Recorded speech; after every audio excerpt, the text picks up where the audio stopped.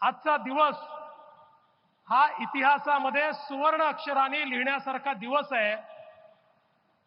आपल्याला सगळ्यांना कल्पना आहे, मुंबई आणि हा सगळा भाग देशाची आर्थिक राजधानी झाला, कारण मुंबईमध्ये मुंबई पोर्ट आणि जेएनपीटी पोर्टमुळे आपण नंबर 1 ठरलो।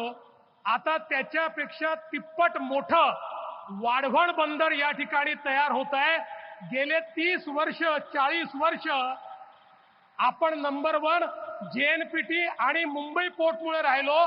पुढचे 50 वर्ष महाराष्ट्र पहिल्या क्रमांकावर राहील या वाढवण बंदरामुळे। आणि केवळ ये संभव हो पाया आदरणीय प्रधानमंत्री जी आपके कारण, क्योंकि 80 के दशक में वाढवण में पोर्ट हो इसकी संकल्पना की गई। ध्यान में यह आया कि पूरे देश में 20 मीटर डीप ड्राफ्ट केवल वाढवण में हमको उपलब्ध है और कहीं नहीं है। इसलिए यहां पर अगर पोर्ट तैयार होगा तो भारत एक मैरीटाइम पावर बनेगा।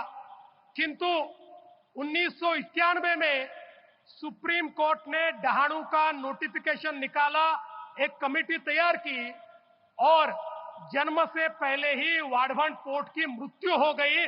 और उसके बाद सबने कह दिया अब ये पोर्ट बन ही नहीं सकता। लेकिन 2014 में प्रधानमंत्री जी आपकी सरकार आई, आपके आशीर्वाद से महाराष्ट्र में हम सभी को काम करने का मौका मिला और आपके आशीर्वाद से हमने इसे वापस जीवित किया। और सबसे महत्वपूर्ण कोई काम किया तो हमने नया राइट ऑफ वे ढूंढकर निकाला जो डहाणू नेचुरल अथॉरिटी के बाहर था, और एक ऐसा राइट ऑफ वे जिससे पर्यावरण को कोई धोखा नहीं हो सकता।